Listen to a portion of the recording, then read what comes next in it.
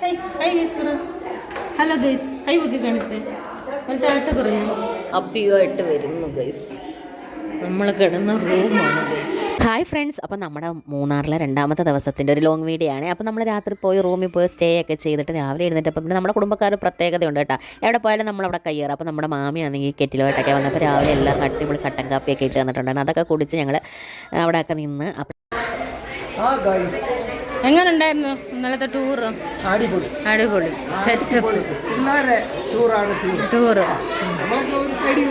അങ്ങനെ രാവിലെ നമ്മൾ റൂമൊക്കെ ചെക്കൗട്ട് ചെയ്തിട്ട് താഴെ വന്നിട്ടുണ്ട്. അപ്പോൾ എല്ലാവരും കൂടെയുള്ള കുറേ പിള്ളേരൊക്കെ ഫുഡ് കഴിക്കാനായിട്ട് കയറി. കാരണം ഫുഡ് കഴിച്ചിട്ട് പോയി കഴിഞ്ഞാൽ പിന്നെ നമുക്ക് വണ്ടി നിർത്തണ്ടല്ലോ. അപ്പോൾ രാവിലെ അങ്ങ് കഴിച്ചിട്ട് നമ്മളൊരു 7:30 ആയപ്പോഴത്തേനും റൂമിൽ നിന്ന് ഇറങ്ങിയിട്ടുണ്ടായിരുന്നു. അപ്പോൾ കുറേ പേര് കഴിക്കാത്തവർ ഇവിടെ ഇരിക്കുന്നുണ്ട്. ഇനി അടുത്ത ട്രിപ്പായിട്ട് കഴിക്കാൻ വേണ്ടിയിട്ടാണ്. അതിൻ്റെ ഇടയ്ക്ക് ഞാൻ ഊഫ് അടുത്ത് വന്ന കാര്യം പറയുവാണേ. എങ്ങനെ ഉണ്ടായിരുന്നു ടൂറ്? കൊള്ളായിരുന്നു ടൂറ്. നാളെ പറയും. അങ്ങനെ നമ്മുടെ പിള്ളേർ സെറ്റിനൊക്കെ വീഡിയോ എടുക്കാനുണ്ട്. ഈ കുട്ടിയൊന്ന് നോക്കി വെച്ച ഇതൊക്കെ നല്ലൊരു കഥ പറയാനുണ്ട്. പിന്നീടാണ് കേട്ടോ. രാവിലെ ഇത്ര മനോഹരമായിട്ട് ഒരുങ്ങി നിന്നപ്പോൾ ഇങ്ങനെയൊന്നും പറ്റുമെന്ന് കുട്ടി വിചാരിച്ചില്ല. അങ്ങനെ നമ്മൾ ഫുഡ് കഴിക്കുന്നിടത്തോട്ട് പോയി എല്ലാവരുടെയും ഒന്ന് ക്ലോസപ്പ് എടുക്കാൻ പോവുകയാണ് കേട്ടോ. ഫുഡ് കഴിക്കുന്നവരുടെയൊക്കെ അങ്ങനെ ഇവിടെ സുമയ്യ അൽഫിയും കൂടെ നിൽക്കുകയാണ്. അവരൊക്കെ എന്നെ ട്രോളുകയാണ് കേട്ടോ. പാർട്ടി വെയർ ഇട്ടുകൊണ്ടാണോ ടൂറിന് പോകുന്നത്? അതുകൊണ്ട് ഇവിടെ വന്നപ്പോൾ ഒരേ കളർ കൂടെ സൂഫി ഉണ്ടേ.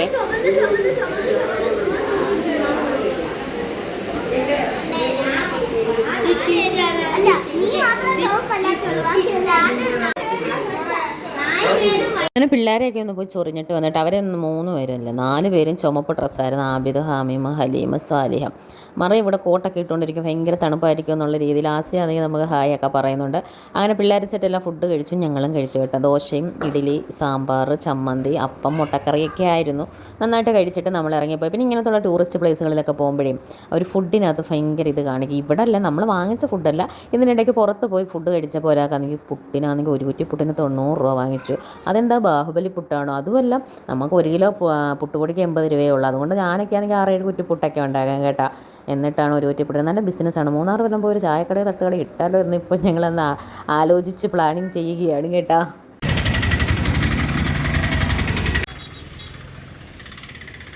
ആർക്കും വേണ്ടാതെ നമ്മുടെ വീട്ടിൽ കിടന്ന് തള്ളുന്ന പുട്ടാണ്. ഇവിടെയൊക്കെ വന്നപ്പോൾ ഇത്രയും വില കേട്ടോ. പിന്നെ നമ്മൾ റൂമിൽ നിന്നൊക്കെ ഇറങ്ങി നടന്നു പോവുകയാണ്. ടൂറിസ്റ്റ് ബസ് ഇച്ചിരി ദൂരോട്ടാണ് കിടക്കുന്നത്. അപ്പം ആദ്യം നമ്മുടെ ബാഗ് കയറ്റി വിട്ടിട്ടുണ്ടായിരുന്നു. എന്നിട്ട് നമ്മൾ ബസ്സിൽ കയറി നമ്മളിനി നേരെ ഇരവികുളം ദേശീയ പാർക്കിലോട്ടാണ് പോകുന്നത്. ഇവിടുന്ന് കുറച്ച് ദൂരമേ ഉള്ളൂ.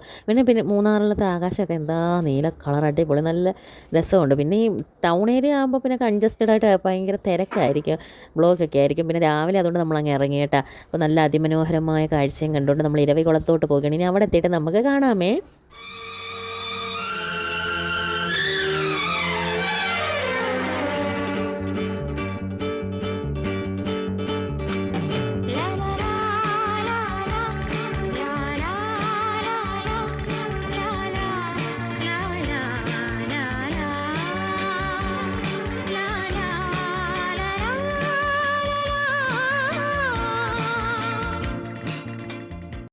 നമ്മുടെ നാട്ടിൽ നിന്ന് പോയതിൻ്റെ തലേന്ന് നല്ല മഴയായിരുന്നു. അതുകൊണ്ട് എല്ലാവർക്കും ഒരു പേടിയുണ്ടായിരുന്നു, ഇനി മൂന്നാറിലെത്തുമ്പോൾ മഴയാണെങ്കിൽ എങ്ങും ഇറങ്ങാൻ പറ്റത്തില്ലല്ലോ.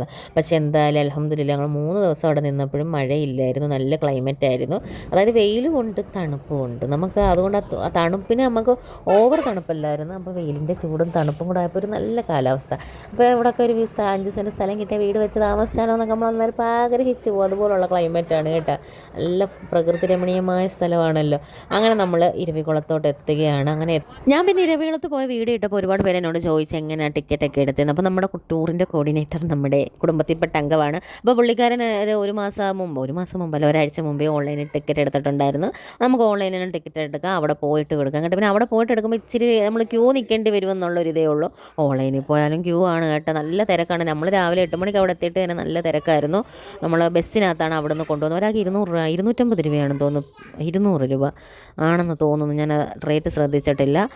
അപ്പം ഒരു വലിയവർക്ക് 200, ചെറിയവർക്ക് 150, അതോ വലിയവർക്ക് 250, ചെറിയവർക്ക് 200 ആണോ എന്നറിയത്തില്ല. അങ്ങനെ നമ്മൾ എന്തായാലും അവിടെ പോയി. പിന്നെ അവിടെ നിന്ന് നമുക്ക് നല്ലൊരു യാത്രാ അനുഭവമാണ്. തേയിലത്തോട്ടത്തിൻ്റെ ഇടയിലൂടെ അവരുടെ ബസ്സിൽ നല്ല അത്യാവശ്യം സ്പേഷ്യസ് ആയിട്ടുള്ള ബസ്സാണ് കേട്ടോ അവരുടെ.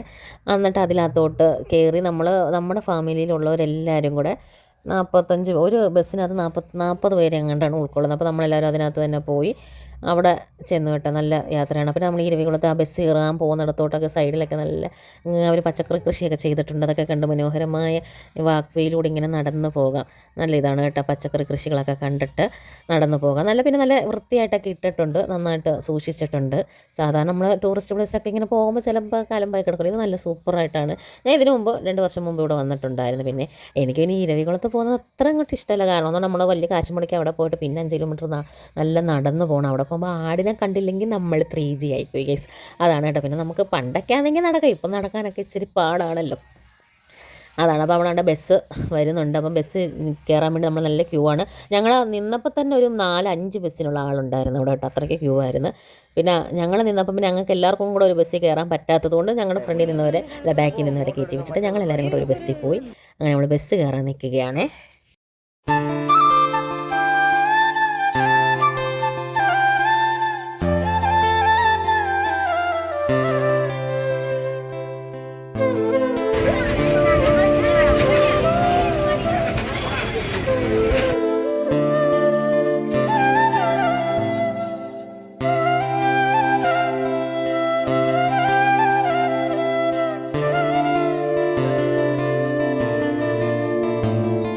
അങ്ങനെ നമ്മൾ ബസ് കയറിപ്പോയി. അപ്പോൾ നമ്മുടെ കൂട്ടത്തിലുള്ള 2-3 പേർക്ക് ഇരിക്കാൻ സീറ്റ് കിട്ടിയിട്ടില്ലായിരുന്നു. അപ്പോൾ അവരങ്ങനെ നിർത്തി കൊണ്ടുപോകത്തില്ല കേട്ടോ. എന്നാലും പിന്നെ നമ്മൾ അഡ്ജസ്റ്റ് ചെയ്തൊക്കെ പിള്ളേരെയൊക്കെ എടുത്ത് മടിയിലിരുത്തി പോയി. നമുക്കത് നഷ്ടമാണ്. നമ്മൾ പിള്ളേർക്ക് വരെയുള്ള ടിക്കറ്റല്ലേ എടുക്കുന്നത്. പിന്നെ നമുക്ക് എല്ലാവർക്കും കൂടെ ഒന്നിച്ച് പോകുന്ന ഒരു വൈബിന് വേണ്ടിയാണ് നമ്മൾ അങ്ങനെ പോയത് കേട്ടോ. അങ്ങനെ നമ്മൾ മനോഹരമായ തേയിലത്തോട്ടത്തിൻ്റെ നടുക്കിലൂടെ ഇങ്ങനെ പോവുകയാണ്. പക്ഷേ എനിക്ക് വിഷമം പറ്റിപ്പോയി ഗൈസ്. എനിക്ക് തേയിലത്തോട്ടത്തിൻ്റെ ഇടയിൽ നിന്ന് ഇറങ്ങി നിന്നൊരു വീഡിയോ ഫോട്ടോ എടുക്കാൻ പറ്റിയില്ല. എൻ്റെ ആഗ്രഹമായിരുന്നത്. ഇനി അടുത്ത ട്രിപ്പിന് ആകട്ടെ ഇൻഷാ അല്ലാഹ് എന്ന് ഞാൻ പ്രതീക്ഷിക്കുന്നു. എനിക്ക് ആകെയുള്ളൊരാഗ്രഹമായിരുന്നു തേയിലത്തോട്ടത്തിൻ്റെ നടുവിലൂടെ ഒരു റീലൊക്കെ ചെയ്ത് പോകണമെന്ന്. ആർക്കാണ് ആഗ്രഹിച്ചൂടാത്തത്? എല്ലാവർക്കും ആഗ്രഹങ്ങളൊക്കെ ഇല്ലേ? എന്തായാലും അത് നടന്നില്ല. പിന്നെ എൻ്റെ ആഗ്രഹങ്ങളൊക്കെ അങ്ങനെയാണ് ഗൈസ്. ഒന്നും നടക്കത്തില്ല കേട്ടോ. ആഗ്രഹിക്കുന്ന സമയത്ത് അത് നടക്കത്തില്ല. അനാവശ്യ സമയത്ത് അത് നമ്മളെ തേടി വരും. എന്നാലും തേടി വരുന്നുണ്ടല്ലോ എന്നുള്ള സമാധാനം. അങ്ങനെ നമ്മൾ ഇരവികുളത്തിൻ്റെ മേളിൽ പോയി, ഉച്ചിയിൽ പോയില്ല, അതിൻ്റെ കുറച്ച് താഴെ വന്നിട്ടുണ്ട്. ഇനി അവിടെ നിന്ന് നമ്മൾ നടന്ന് പോകണം ഗൈസ്. അതാണ് ആകെയുള്ളൊരു പണി. അപ്പോഴത്തേനും പിള്ളേർ സെറ്റെല്ലാം അവിടെ ഇരിപ്പായി കേട്ടോ. അങ്ങനെ ഞങ്ങൾ നടക്കാൻ ആരംഭിച്ച്. നമ്മൾ പിന്നെ ഇതിലൊന്നും തളരില്ല. നമ്മളിതെല്ലാം ഇതിനപ്പുറം ചാടിക്കിടുന്നതാണ് KK ജോസഫ് എന്ന് പറഞ്ഞ പോലെ. നമ്മളിതെല്ലാം ഏഴ് കടൽ വരെ നീന്തി കടക്കുമെന്നൊക്കെ പറയും കേട്ടോ. ചുമ്മാതാണ്. എന്തായാലും നടക്കാൻ പോകണം. അപ്പോൾ പിള്ളേർ സെറ്റിനെല്ലാം ജില്ലായിട്ട് നിൽക്കുകയാണ് കേട്ടോ. അവർ രാവിലെ ഫുഡൊക്കെ കഴിച്ചില്ല. അതുകൊണ്ട് ഈ പോകുന്ന സ്പീഡും തിരിച്ച് വന്നാൽ മതി എന്നാണ് ഞങ്ങൾ പറയുന്നത് കേട്ടോ. കാരണം ഇവർ ആദ്യമേ എനർജി എല്ലാം വേസ്റ്റാക്കി ഓടിപ്പോവുമല്ലോ. അപ്പോൾ ഞാൻ പിന്നെ പിള്ളേരുടെ അരുവിൽ കൂടെ പോകാതെ സെൻറ്ററിൽ കൂടെ പോകാൻ പറഞ്ഞു. കാരണം അരുവിയിലെല്ലാം കുണ്ടുകുഴികളൊക്കെ ഉണ്ട് കേട്ടോ. നമ്മൾ ഓർക്കാതെ പിള്ളേർ തറയെ നോക്കാതെ നടക്കില്ല. അതുകൊണ്ട് സെൻറ്ററിൽ കൂടെ നടക്കാൻ പറഞ്ഞു. എന്നിട്ട് അടിപൊളി മനോഹരമായൊരു നടപ്പായിരുന്നു. അത് ഇളം ചൂടും തണുപ്പും കൂടെ ഉള്ള നല്ലൊരു ക്ലൈമറ്റാണ്. അങ്ങനെ ഞങ്ങൾ നടന്ന് മേലോട്ട് പോകണം. ഞങ്ങൾ ഇരുന്നും നടന്നൊക്കെയാണ് പോയത് കേട്ടോ.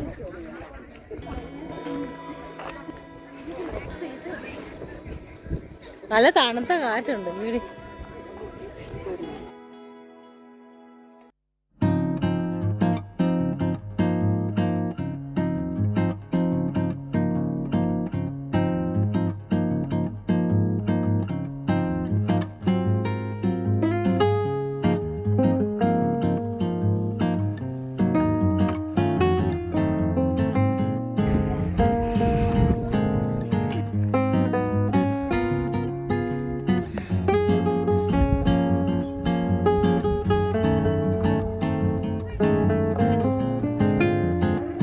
അങ്ങനെ നമ്മൾ 2-3 ഹെയർ പിൻ കയറിയിട്ട് അവിടെ നിന്നുകൊണ്ട് സൂം ചെയ്ത് നോക്കുകയാണ്. നമ്മുടെ കുടുംബത്തിലുള്ള ഒരു പല ഹെയർ പിന്നുകളിൽ അവിടെ വന്നിരിപ്പുണ്ട് കേട്ടോ. പിന്നെ കുട്ടിപ്പട്ടാളങ്ങളൊക്കെ മേളിൽ പോയിട്ടുണ്ടായിരുന്നു.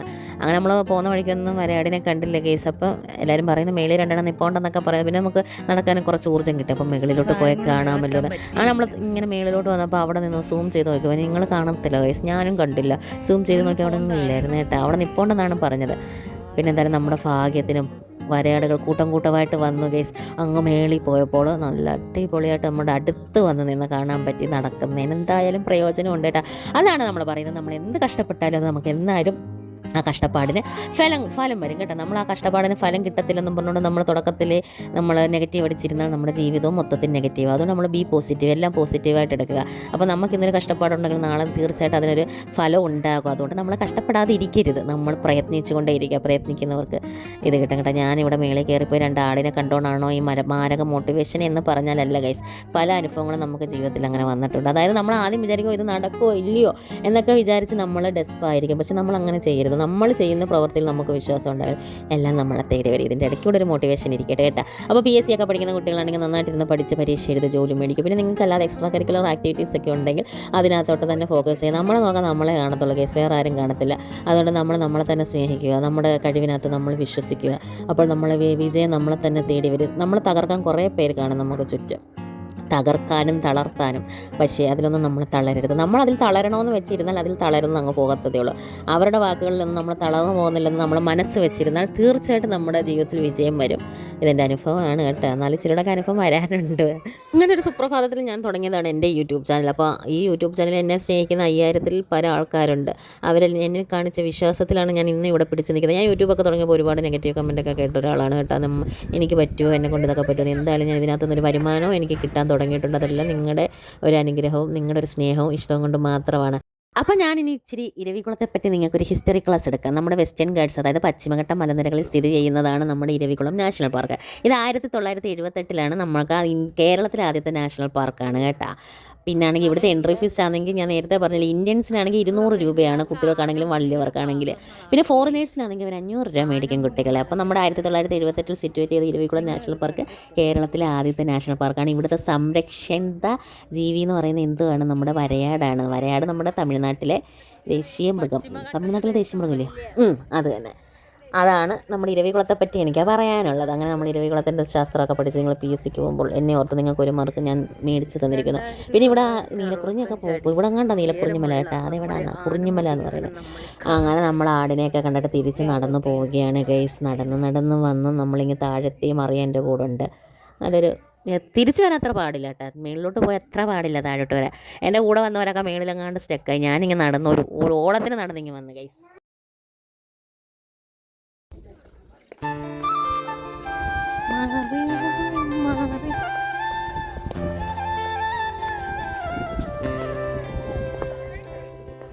ഘട്ടത്തിലെ ഏറ്റവും ഉയർന്ന മലനിരകളിലൂടെ നമ്മൾ നടക്കുകയാണ്. ആനമുടി തെക്കേ ഇന്ത്യയിലെ വലിയ മലനിരയാണ്, ഏറ്റവും ഉയരം കൂടിയ മലനിരയാണ്.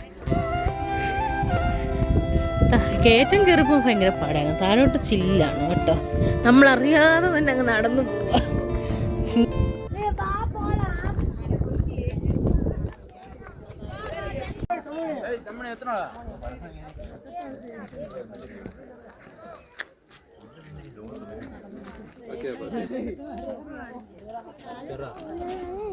देखो सब ये तो क्यों परेशान हो?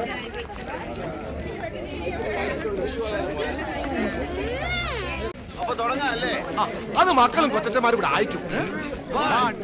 ഞാനിങ്ങോട്ട് ഇറങ്ങിയപ്പോൾ ഒരാൾ നല്ലൊരു പോസ് ചെയ്യുന്നു കേട്ടോ, അടിപൊളിയായിട്ട് നിന്ന് പോസ് ചെയ്യുന്നത്. ഞാൻ ചുമ്മാ ഒരു കോമഡി ഇതൊക്കെ ഇട്ടതാണ് കേട്ടോ, നന്നായിട്ടുണ്ടായിരുന്നു. അതുകൊണ്ട് ഈ വണ്ടിയിലാണെങ്കിൽ നമുക്ക് അങ്ങറ്റം വരെ പോകാം. താഴ്ന്ന് കേട്ടോ, ഇതിന് ഇച്ചിരി റേറ്റ് കൂടുതലാണ്. നമുക്ക് മേളിൽ വരെ നടക്കാൻ വയ്യാത്തവർക്ക് താഴ്ന്ന് ഇതിനെടുക്കാം.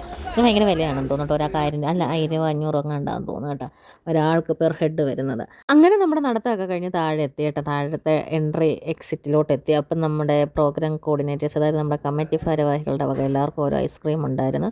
അത് കുട്ടികൾക്ക് മാത്രമേ ഉള്ളെന്നാണ് പറഞ്ഞത്. നമ്മളും കുട്ടികളായിരുന്നല്ലോ, കുട്ടികളാവാതെ ആരും വലുതാവത്തില്ലല്ലോ. അതുകൊണ്ട് നമ്മളും പോയൊരു ഐസ്ക്രീം മേടിച്ചിട്ടാ ഇവിടെ വന്നപ്പോഴാണ്, താഴെ വന്നപ്പോഴാണ് മേളിൽ പോയത്. എന്തിനാണെന്ന് വിചാരിച്ച താഴെ 5-6 ആടുകൾ നിന്ന് നല്ല പോസിങ് ആണ്. ആ ആടെ നിന്ന് പോസ് ചെയ്യുന്നുണ്ട്. വെറുതെ അങ്ങറ്റം വരെ നടന്നു പോയി.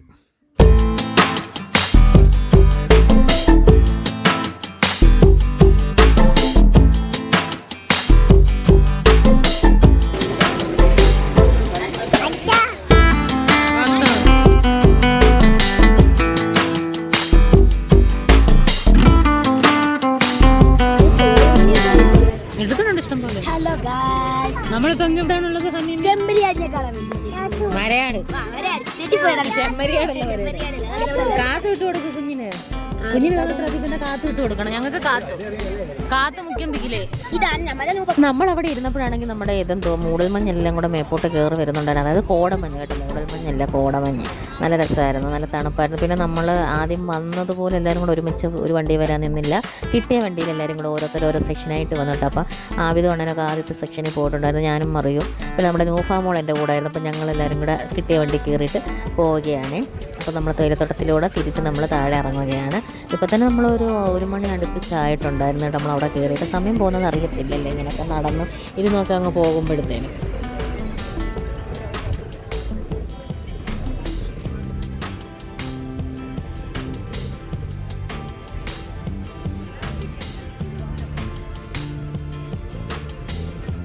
നിങ്ങളിപ്പോൾ താഴെ ശ്രദ്ധിച്ചിട്ടുണ്ടോ കുറേ വണ്ടികൾ നിരന്ന് കിടക്കുന്നത്? ബ്ലോക്കാണ് ഗൈസ്, കിലോമീറ്റർ കണക്കിനുള്ള ബ്ലോക്കാണ്. ഈ ഇരവികുളത്തോട്ട് കയറാനുള്ള വണ്ടികളാണ് അത് കേട്ടോ. ഭയങ്കര ബ്ലോക്കാണ്. അപ്പോൾ നമ്മൾ തിരിച്ച് വേറെ റൂട്ടിലാണ് പോകുന്നതെന്നൊക്കെ സമാധാനിച്ചിരുന്നു. പക്ഷേ തിരിച്ച് നമ്മൾ വന്നപ്പോൾ നമ്മൾ ഈ ബ്ലോക്കിനകത്ത് കുടുങ്ങിയിട്ടുണ്ടായിരുന്നു. അതൊക്കെ വഴിയേ വരുന്ന വീഡിയോയിൽ കാണിക്കാൻ കേട്ടോ.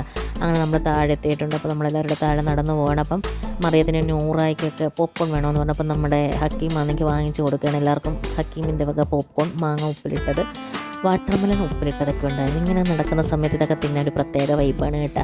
അങ്ങനെ ഓരോന്നേ മേടിച്ചുള്ളൂ, കാരണം ഉണ്ണാൻ സമയമായല്ലോ. അപ്പം ഒരു 2-3 കുട്ടികൾക്ക് മേടിച്ചുള്ളൂ. അതിൽ നിന്ന് എല്ലാവരുടെ കൈയിട്ട് വരുത്തുന്നത് കേട്ടോ.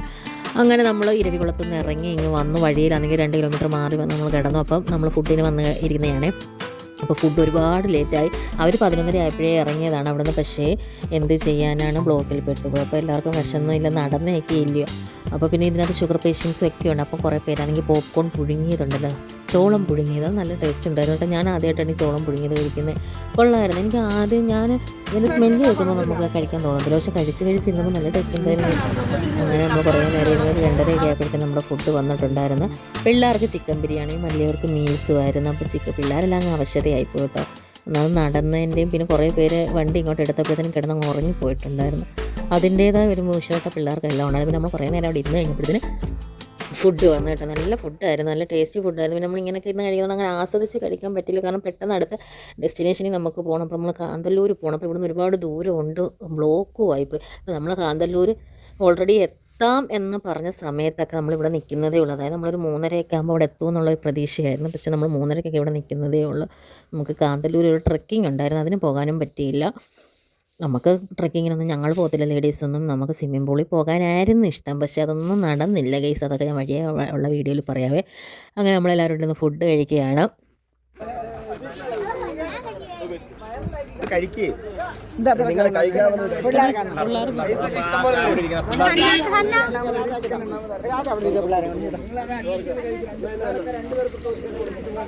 ഇറങ്ങി വന്നല്ലോ.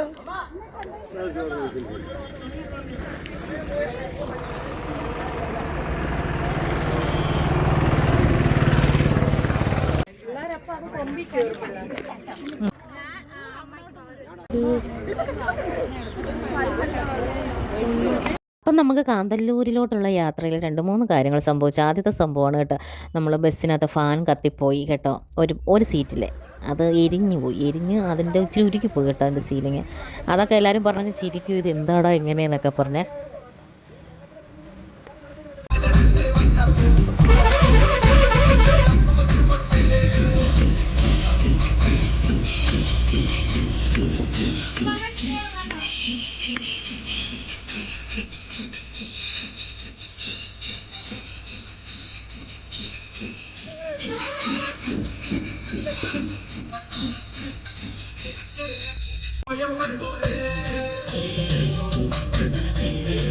അങ്ങനെ നമ്മൾ മണിച്ചേട്ടൻ്റെ പാട്ടൊക്കെ കേട്ട് സന്തോഷപരമായിട്ട് പോയപ്പോഴാണ് നമ്മൾ ബ്ലോക്കിനകത്ത് ഒരു 2-3 മണിക്കൂർ കിടന്നു.